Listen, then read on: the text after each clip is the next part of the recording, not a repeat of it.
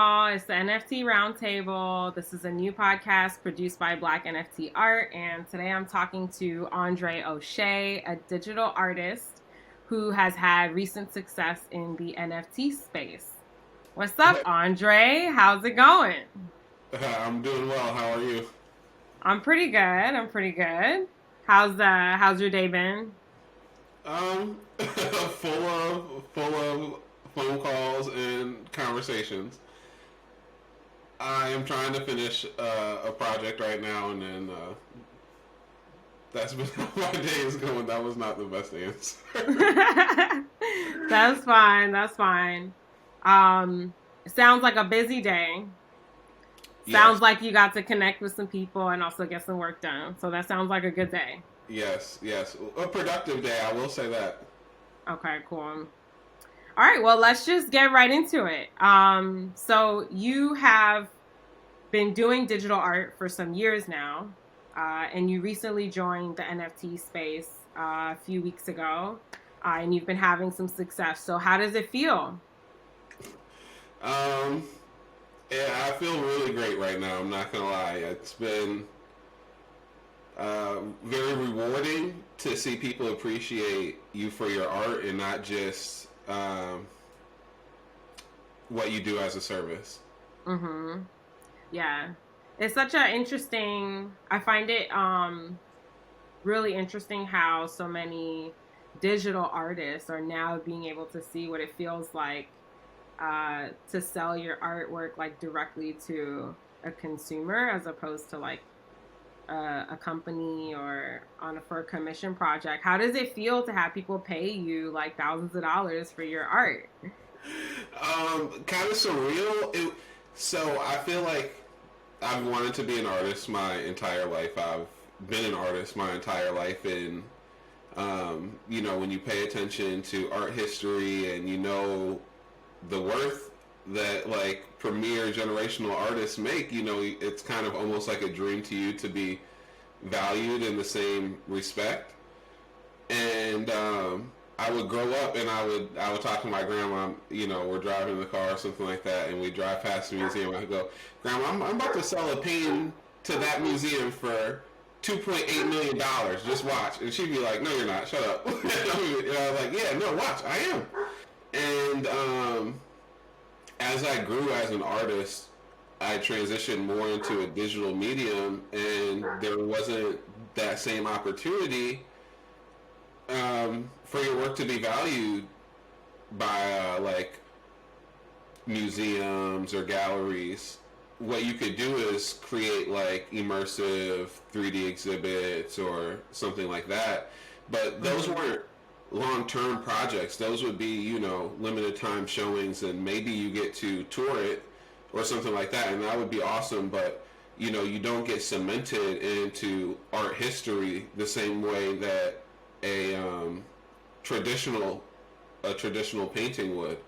Mm-hmm. So being able to sell my art at a price and I know that is going to be placed in like art history books and cemented. The history of all my work is cemented now because of blockchain. It's all, the history of the piece travels with it, and it is actually a part of the art as well. So creating that future it's a surreal feeling. Yeah, yeah. That's really awesome. So how have NFTs changed your creative process and even maybe your goals as an artist? So I would say I'm still developing new goals. Um, I feel like the space is so new. I'm still learning what goals can be achieved. Excuse me, but um, as far as my workflow is dramatically changed it because I feel like I'm far more focused on um, what I feel as an artist and where my mind goes as an artist, and focused on the stories that I want to tell rather than the stories that I have to tell for a client, or the stories that I have to tell because I'm looking for a client, or I have to pitch these ideas that I may not even fully present, or I may not fully agree with that direction, now I get to dictate where I want to go as an artist. Mm-hmm. Are these Yeah. are the sun rays like really bright on my face? It is. Should I It's shut my nice blinds? though. I don't think so. I think it's Okay, fine. okay. I don't know if it's Yeah. like distracting or not, but all No, right, it's I'll leave not it. I'll it's leave not it. distracting. Not to me. So walk us through your first NFT until now, and like what the kind of like, not each one by one, but like what Yes. was kind of your thought process and your experience going from your first NFT till the last few that you've been dropping. Okay, so I would say my NFT journey officially started in October 2020. I Mhm. had been hearing about this space probably for a few months. Mhm. Um, a lot of people were trying to introduce me to the scene, but there wasn't a lot of vocabulary for what was happening. Yeah. Um, but eventually, I started to see more people in my community get engaged with NFTs and minting their pieces. And I decided to just like mint two pieces on Rarible just to see how the process worked. And I was kind of confused and overwhelmed by the process, so I decided to sort of take a backseat and watch how things were moving and how things were unfolding. Um, so we fast forward to February, and I'm just posting online pretty consistently, posting my work, and I post a piece that had a PlayStation in it, and it was like this weird video gamey looking world, and the PlayStation looked like some sort of like sci-fi building in the distance or whatever. And a friend of mine, his name is Nicky Chulo, he reached out to me and said, dude, we got to get you minting. I don't know why you're not minting yet. Mhm. And I said, I'm waiting to learn more, and I want to see um, a community of black artists really come together, because I've been just noticing that people can kind of click up in this space, and that some of that was starting to happen. And he said, dude, like, I know where all of these things are. And he just started introducing me to people and introducing me to group chats. And sorry. Um, and he just started introducing me to people and introducing me to group chats. And I just started posting work more consistently. More consistently, I minted my first piece that same day, and it didn't sell for 18 days. It was terrible. I had no idea why. I was so hurt because I felt like I was getting so much positive feedback from the community about me wanting to mint. I was like, oh, I'm Mhm. for sure gonna get some bids. I was like, oh, this is gonna be like, not this is gonna be easy, but I'm coming from a very engaged audience and a decently sized platform, Mhm. and it didn't sell for 18 days, and I was just so confused. And during that time, I just started really tapping into the community. I started going to clubhouse rooms. I started joining even more group chats. I started making more direct friendships with people. I started collaborating more with artists. And it was just a matter of time. That first piece sold, and then it felt like, it felt like you had broke through the wall almost, and everything felt so open. Once I sold my first pieces, um, I think I sold one night, and I was really excited. And I think I sold it for like 0.3 ETH, and I was like, "This is amazing." And then the next day, I sold two more, and I think those two only totaled to like 0.2 ETH or something like that. And I was excited. I was like so over the moon, and I was like, I was waiting on payment from this record label, and I was like, oh, this is like $700. I'm not gonna like stress about client work. This $700 is going to basically um, push me until I get this big check from the label. And I was like, I'm not going to mint any more pieces till I get that check. Everything's going to be fine, right? And I think this is right around the time that I actually met you, Iris, and it was you and my girlfriend. You're like, dude, shut up, dude, just mint another piece. Like, shut up. Yeah. And I minted 2 pieces, and one of them sold for like 0.7 ETH, and one of them sold for 1 ETH. And there was like a mini bidding war, like not a huge one. It was a few bids, but I was like, dude, how everything just is shattered. I felt like I sold like five NFTs in like a week or something like that, and I really just haven't looked back since. I've released 6 more since that time, and they have all sold out. And now you're selling for minimum 1 ETH. Yes. Right? And your last piece sold for 4.5 ETH. yes. And that one had like 11 total bids.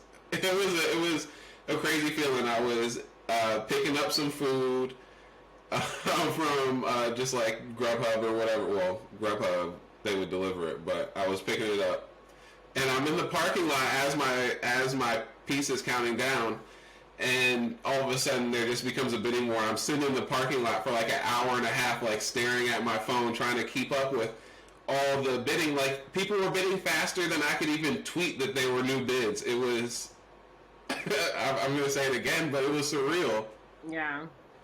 Yeah, I remember that day, because I don't know what I was doing, but I wasn't really paying attention to my phone. And you texted me and you were like, yo, there's a bidding war on my piece. And I luckily saw it in time, because I think there may have been like less than 20 minutes left or something like that. Yeah.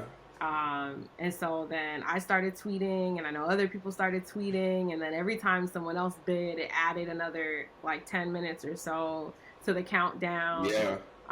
That was really fun. That was really exciting. My highlight so far. That and actually collecting like my first piece, there was a little bidding war, and that was like the day before this happened, I think, or the day after, something like that. But also a rush. Yeah. I'm gonna for our video viewers, since we're going to post this episode to YouTube, I'm actually going to share my screen and go to your foundation page real quick so that people can see some of your pieces. Hold on one second. Okay, let's see. What do we got here? All right, so Wild Ridge Mountain is the one that sold for the 4.5 ETH. Can you see my screen? Yep. Okay, cool. Wild Ridge Mountain Night sold for 4.5, and then Wild Ridge Mountain Day sold for 1. Did you think that one would be liked or valued so much higher than the other, or did you go into it being like, I don't know which one people are gonna like the most? I was curious. I would say that, looking back at it in hindsight, I would assume that it would be the nighttime one that people like. I just feel like that kind of resonates with people in this space. I just think that the nighttime one, kind of like looking back at it, was like a no-brainer. I was curious to see what would happen with the daytime one, because the nighttime one went to bid first, and I was curious to see if they would have the same collector. I was talking to the collector of night, and he wanted to go after day, but he didn't want to step on, his name is Justin, he didn't want to step on Justin's feet, who bid on day. He wanted to sort of share this piece amongst collectors. Okay, so you do you part of what you've been doing with your latest set of, these are 8 pieces, is you have a side A and a side B, or like two versions of the same piece. Can you talk about why you choose to do it that way? So when you work in with 3D art, you have you use what's called a camera, and you use it just like you would a regular camera on a film set. But you get to see so many different dynamic views and angles just in the creative process. Mm-hmm. And for me, while I'm working on a piece, I get a lot of different perspective from the piece.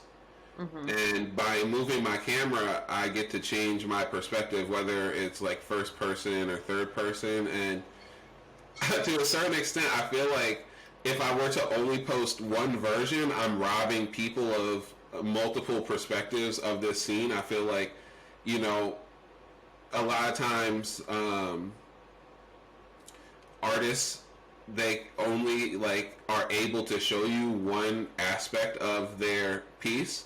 But I think one of the benefits to 3D art is I can move you around the scene, and we can show you things from different perspectives. We can change things like texture, the time of day, and this and that. Mm-hmm. And it's not really a foundational change, if that makes sense. Like, for instance, if I wanted a side A and a side B to a painting, I would have to paint two completely different paintings. Mm-hmm. Yeah. And so I just feel like I am trying to use my freedom and opportunity as a 3D artist to highlight different perspectives that art can offer. And so a lot of them, if you look at them, one of the cameras is pulled back, and that is supposed to give you a like a third, like an omniscient view of the scene. Mm-hmm. And a lot of them are zoomed in to give you almost like a first person or like first hand experience, like I am an active person in this moment. I am living Mm-hmm. through this scene. Mm-hmm. Okay. That's really cool. I haven't really seen other people doing that in the space. I think that's a really unique thing that you bring to the NFT space with your artwork.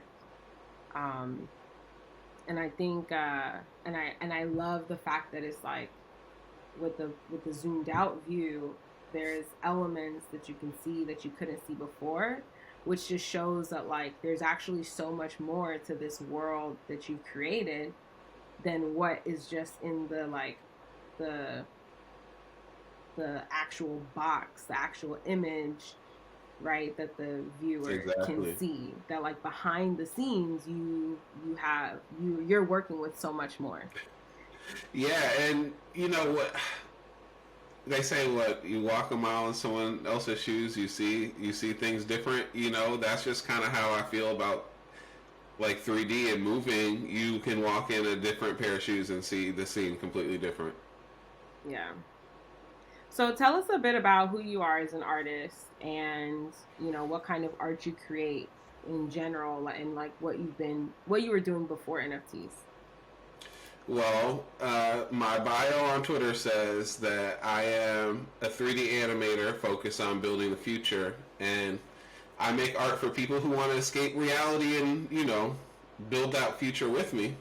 Mhm. Um, so what I'm focused on, like as an artist, is sort of dismantling old ideas, maintaining relatable feelings, and trying to teach and lead people into a more idealistic world. Whether that be through creativity, beauty, spirituality.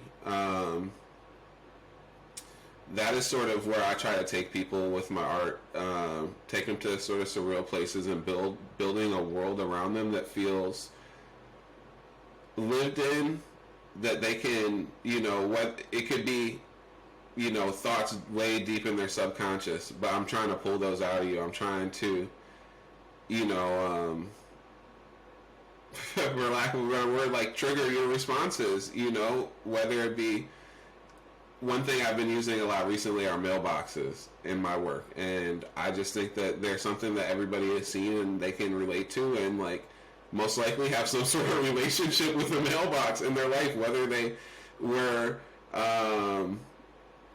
like shipping things for their own business, or like their grandma used to take them to the post office, or whatever it may be. Like it's a thing that is prevalent, and um, it grounds things in reality while also, you know, allowing you to take something to a new reality because it is grounded in the one that we live in now. Hmm. That is that's really dope. I think that world building is so interesting. Um and you know, there's worlds that are just like radically different that I've seen from artists, and then there's worlds that are just like it looks like our world, but it just looks really nice, you know, or like a Yeah. really fancy house on like a Yeah, mansion on the the side of super a modern houses, those yeah, ones the are super beautiful. modern houses, and I'm like, this is beautiful, but it just feels so it just feels like I've seen this before, you know, like in a movie or something. Tell us about like how you became an artist. I don't know. I A, was just born an a artist. professional artist, I mean, actually, like. um, well, I was um, I was just at a point. You know, I'd always been sort of working towards a creative career, even while I was working, you know, odd jobs throughout, you know, my 20s and teens. I'd Mhm. always been in the back working, you know, to be a full time creative, whether that be designing or um, being a DJ or producing music. Mhm. Excuse me. And it got to, you know, this point where I had been fired from my job, um, and I was in a living situation where I felt like my growth was limited, Mhm. and me and my girlfriend, we decided to make a change, and we moved down to Atlanta, and we just said to ourselves, you know, if we're going to make this move, we're gonna, you know, take the bet on ourselves, Mhm. and, you know, see where we can take this working for ourselves. And I had a background in art and design, and I just said I'm gonna be a graphic designer full time. And from being a DJ and a music producer, I knew a lot of artists who needed album art. So I just started doing album art for my friends, and, you know, charging like, you know, everybody has a story. You know, I charged $30 for my first album art or something like that, and, you know, I just slowly grew from there. I was being very active online, establishing myself as a communal voice, and providing spaces for artists to express what it's like for them to be an artist, and not just like express the feelings that they have through their art, but like talk about their experiences, you know, talk about the advice that they've gained, or, you know, the advice that they would share or something like that. And Mhm. throughout this process, I was introduced to 3D art, and I've, you know, become a full-time 3D animator, not just a motion designer or a graphic designer. Now I focus on 3D animation pretty exclusively, and I'd say we're about 5 years later, and now I'm focusing on creating NFTs. One of the things you've mentioned is that you just like not into commission work right now. um, talk about that and how different it feels when you think about commission work versus before. Yeah, so what happened to me when, um, you know, I mentioned I didn't sell my first NFT for like 18 days after I posted it. And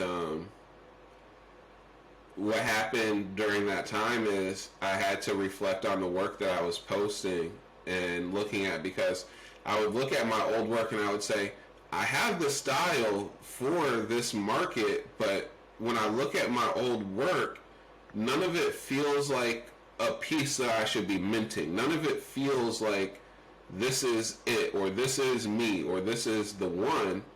And, you know, what I realized looking back at it is even in my personal work, because I would post a lot of personal work, I would work on a lot of personal projects. A lot of what I was doing was posting those projects to attract potential clients.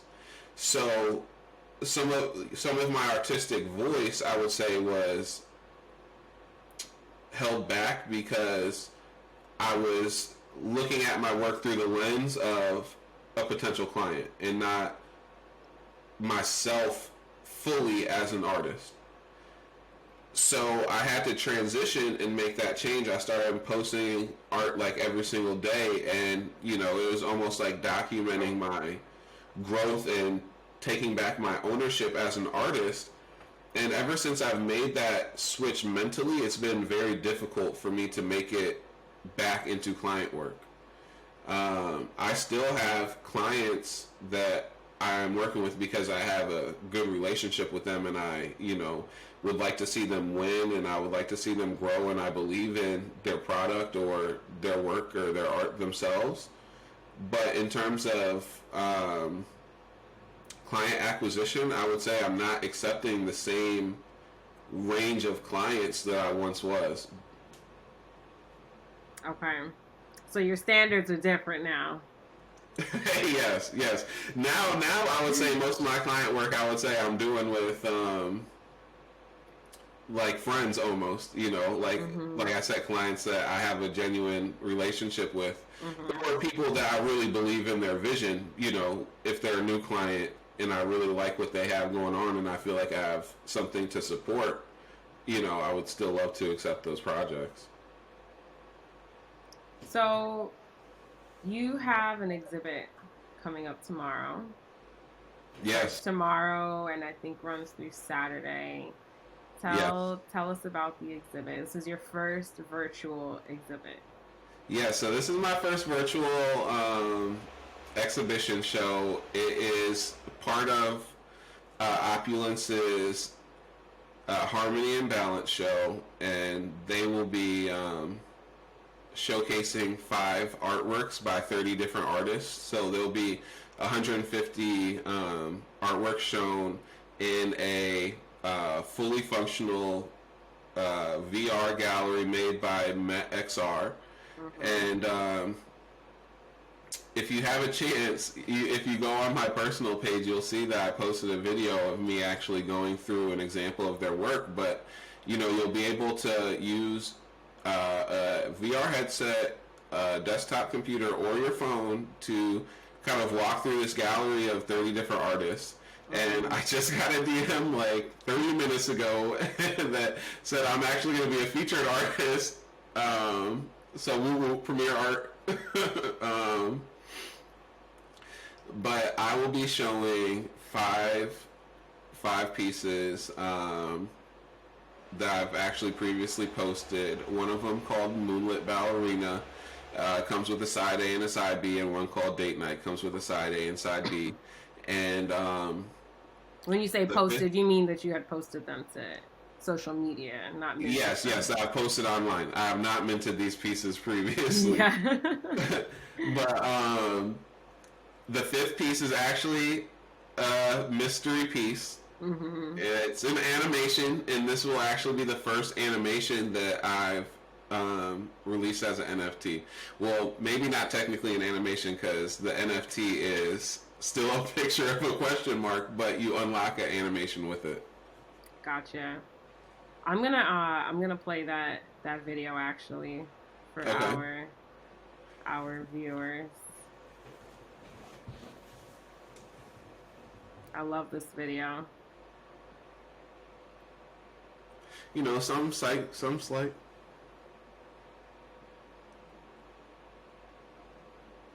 I love the grass, like the wind blowing in the grass. It's just so cool and clean. Someone sent me or they left a comment said the grass is really grassy. I don't know I think it was on Twitter. Oh, okay.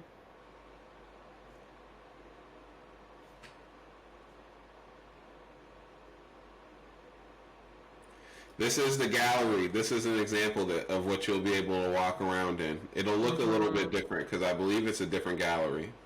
Okay. Oh, Yeah. that's all they'll let us see on Instagram. Is my video not long enough? I see that you got a Oculus headset and you've been playing around with 3D sculpture. How has that been? It is the word of the day, surreal. I don't know how I feel about it. It is the craziest thing I feel like I've ever experienced in my life. I have never known what it would feel like to actually like grab my art. And I feel like, you'll see me here, I grab it and I duplicate it. It is crazy. It is crazy. I have a few ideas of what I want to do in the future with this, like different projects and stuff that I want to make. I am still exploring. They have a lot of different 3D sculpting programs. They have a little bit different niches, each one of them. So I'm still exploring which one I like the best. This one is called Gravity Sketch. But you will be able to expect, some VR experiences and VR art from me soon. Yeah. I love how this is like just bringing out so much creativity in you, and now you're exploring like whole new mediums. Like this is just really cool. I'm excited to I watch it feel grow. proud as an artist in a new way. That's awesome. So this is a perfect segue into my next question, which is like, what do you think about the NFT world, and like, where do you think it's going? To the moon. that's what they'll say on Twitter if you ask. But I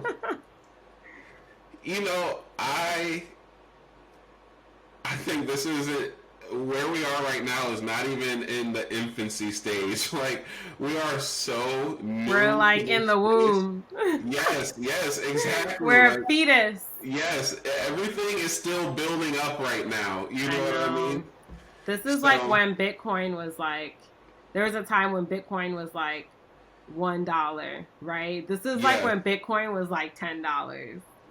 And but we still, now Bitcoin is what, like almost 60 grand. And there's something outrageous. Things are changing every day. Things are changing so fast, and you can't even get like up to date information by just going online on Google and like searching. You need to like be in the know. Like you need to like have the right people retweeting stuff on your platform. Like everything changes so fast here. Everybody says a week in crypto art is like a month in real time, and it is so true. I think it's even longer, actually. Yeah, maybe like 3 months. Yeah. Because,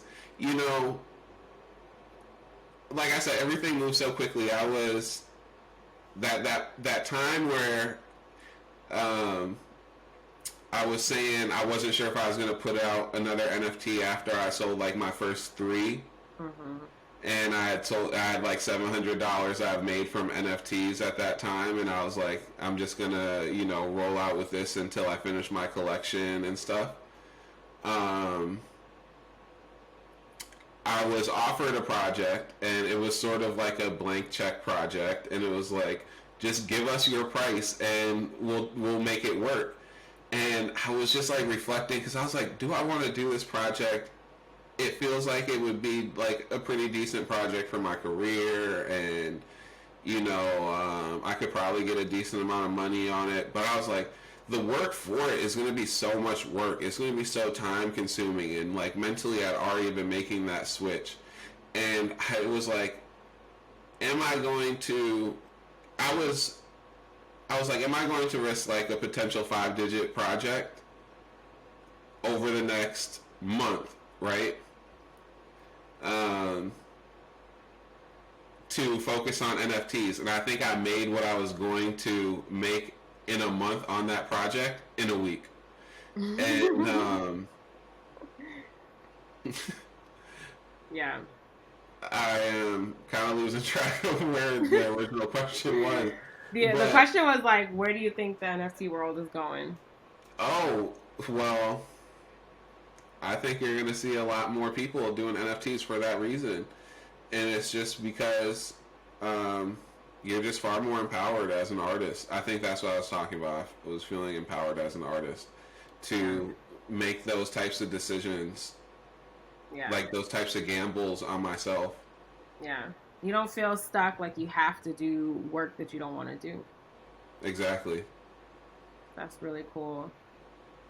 There's I think that's something that a lot of people struggle with in general, like having to do a job that you're not fully into or where there's other things you'd rather be doing. But I think out of everyone, I think artists have um, historically just like really struggled in that area. Um, and then not just not being able to do the kind of art that you want to do because you need to make a living, but still not really making the living that you need to make while Yeah. doing art that you're not fully invested in. Um, so that's really cool. What advice do you have for people who are curious about NFTs but don't know where to start? You need to give it 150%. Like 100% will not cut it. There are a lot of people who are jumping into this space and into this game, and you need to, if you're going to be here and you want to really become, I'd say, like just a full-time artist in this space, you need to dedicate more than a full works week worth of work to it every week. I would say do your research, be open-minded. As an artist, be open-minded with your projects and where you can take them. Um, I would say connect with the community and make sure that you are providing real value for people. That is important to community, and that's important to artists in general, because we need to, you know, our value as artists is the value of our perspective, and you need to bring that value, everywhere you go in this space. Yeah. What would you say to those artists that have minted their first pieces and are not really getting sales? Um, I would say that you need to integrate into the community, and you need to talk to more people, and you need to study what is happening. And I think you need to remain open to creating new artworks. Still represent yourself in those artworks. I'm not saying change your art for anybody, but just because one piece doesn't sell, that doesn't devalue you as an artist. Sometimes people just might not like that piece as much as they like your other pieces. And I would say, don't give. It sounds corny, but don't give up. Like, um, and just like maintain, faith in yourself. Like, no one's gonna ride for you like you are. So, Yeah. I know in one of our conversations the other day, you were talking about how your early pieces, you were still they were good pieces, but you were still coming from like a what would a client like mm-hmm. mindset. Whereas now, as you've evolved, um, you are you are really kind of putting more of yourself into the artwork. Can you talk about how you made that switch? Um, a lot of time, a lot of like deep reflection. I don't like. I would just stare at my screen and really just think like, who am I? Like really, what am I doing here? Like, So you went through I, an existential crisis. a little bit, yes. And I was just thinking, what's important to me? Like, what do I appreciate in art? I started making mood boards and just like documents of works that inspired me, and just like really tapping into artists online that really inspired me too. So I was doing a lot of analyzing of what I appreciate in art. I was doing a lot of personal reflection to significant moments in my life. They're not even necessarily significant moments, but like strange memories that like never go away for some reason. Like I have this memory of like my cat running out of my room one day, and it's totally insignificant. It didn't go any like it didn't lead to anything. I didn't like walk into the kitchen that she ran into and there was like ketchup spilled on the floor or something like that. Like just like weird moments in time that I would just like remember oddly in the day. You know, like I said before, these weird triggers that I would just receive, whether it be, you know, a mailbox, and now I'm remembering, you know, the mailbox that I first had when we moved to Atlanta. You know, I would just sort of see where my mind would go with those places, and I would just put it in the art and see if I liked it. If I didn't like it, I would be forgiving with myself and I would take it out. Sometimes as artists, we're not very forgiving with ourselves creatively. We might spend an hour working on one part of a project, maybe even 2 days on one part of a project, and sometimes we'll try to make it work because our egos have told us we spent this time working on this piece, it needs to be here, you know. And like I had to be forgiving with myself and my self-reflection to say, you know what, these things, even though I'm reflecting on them now, may not even be important. Like this piece in this artwork might not even be important if it doesn't fit where I'm feeling right now. So I had to be forgiving and take those things out of my work. I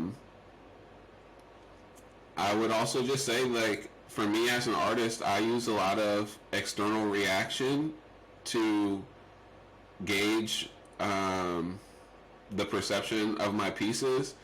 For me as an artist, it's really important for me to connect to a wide audience. I know for some artists, it's just important for them to tell their story, but I feel like my mission as an artist is like creative reform almost. Like I want to help teach people how to be creative and live their life creatively and focus on creative problem solving. So I use a lot of external validation to understand if I'm being successful in my mission.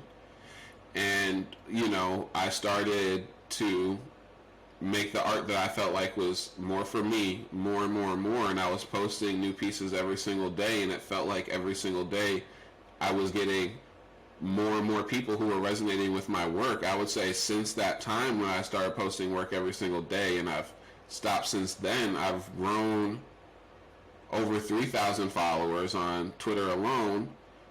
I think almost 450 on Clubhouse and almost another 1,000 on Instagram. And, you know, for me, that let me know that I was doing the right thing and I was going down the right path because, you know, my goal as an artist is to resonate with a large group of people, and a large group of people were resonating with my work. Mm-hmm. And, you know, that aligned with the sales that I was making as an artist as well. Mm-hmm. I love it. I love it. All great stuff. I think a lot of artists are going to really resonate with what you shared today, and I know a lot of folks have their eyes on you because you've been kind of like a breakout star, basically, these last few weeks. I got so much more to share. I know. I think folks are just like I think folks have really high expectations of you, rightfully so, and I think you're gonna exceed those expectations over and over again. And I'm really honored to be able to work with you from that day when do you remember the day I messaged you? Oh, absolutely. Absolutely. I said to myself, literally, when you text me, I've been waiting for this moment. Thank you. Yeah. I said, someone finally did it. Someone finally decided to buy stock in me. Yeah, that was really cool. When I messaged you, you know, I really had no large intention of working together. I was just like, I just wanted to say, hey, I think your art is really beautiful. That was it. And then I was also really curious about if you were making NFTs. And when you said that, you know, you had kind of started, but you weren't really like going full steam, I was like, wait a minute, what? I was like, I really wanted no. to. I really wanted to. Yeah, that was dope. And for the audience, Andre and I work together. I've been helping him through his process, me and my team, and it's just been a really cool experience.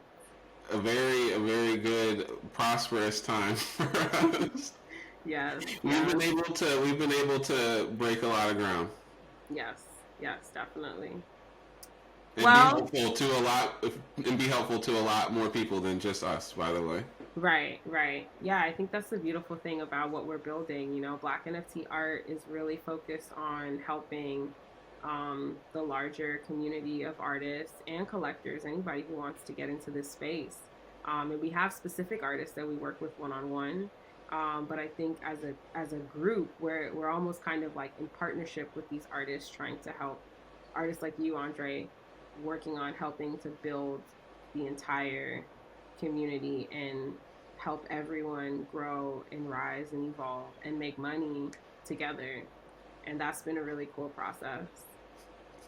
Black wealth empowerment is definitely one of the goals here. Yeah, for sure, for sure. We're trying to get this bag. Well, it was really great to chat. Thanks for being my first guest on this Yes, podcast. and I would love to come back whenever you want. I will share whatever is on my mind. Yeah, we're gonna have you back as a regular guest. I'm really excited for what's to come. We've got some great interviews lined up. We've got some one-on-one interviews. We also have some roundtables with multiple people, just sitting around, chatting, talking. I think we're going to be able to bring a great collective of people together on this podcast to really highlight all the dope work that Black people in this space are doing. You know, I remember um, Snoop Dogg and the Game had went into a room on Clubhouse and they were like, "Where's all the Black people at?" You know, Yeah. and you know, some people's response, not necessarily in that room, but afterwards, was like, "We're here. It's not that we're not here. We're here, but it's not. We haven't done the best job of really showing the world that we're here." So I think a lot of folks, including us, are trying to do a better job of that. Well, and I think that's what's important about Black NFT art and where you guys can really step in and create that space and platform just to amplify the artists to say that, yeah, we're here, like we're right here. And you can literally just look up Black NFT art and we're right yeah, we'll here. come up. We made it as plain and easy Yes. and simple as possible. If you want to support a Black NFT artist, just look up Black NFT art, and Right. you know, I'm not gonna say we're all there, but probably like I don't know, some crazy high percentage. Yeah. Yeah. Well, thank you, Andre. No, thank you for having me. And thank you to our listeners. Thank you for listening. Please subscribe to our podcast on YouTube and on iTunes and all the podcast platforms. Follow us on social media, Black NFT Art on Instagram and Twitter. Our website is blacknftart.co. We are building a media brand, full-fledged media brand, creating content across all platforms. We also have a clubhouse club called Black NFT Arts. Very easy to find. We do events weekly. We focus on helping onboard people into the space and helping to guide them towards other resources that are available to help them once they're kind of oriented a little bit. It's a safe space. Our rooms tend to be smaller and intimate, so people feel comfortable coming on stage and asking questions. And we're also, you know, in the process of building out a consulting and creative agency, and that's really exciting as well because there's, you know, some folks that are coming into this space who have larger resources and they want to get in, they want to contribute, they want to work with artists, they want to uplift artists, and they don't really know where to start. So we're gonna try and help them, and we're very excited. Thank you, Andre, and I'll talk to you soon on Telegram. yeah. In 30 seconds. In 30 seconds. All right. Bye. All right.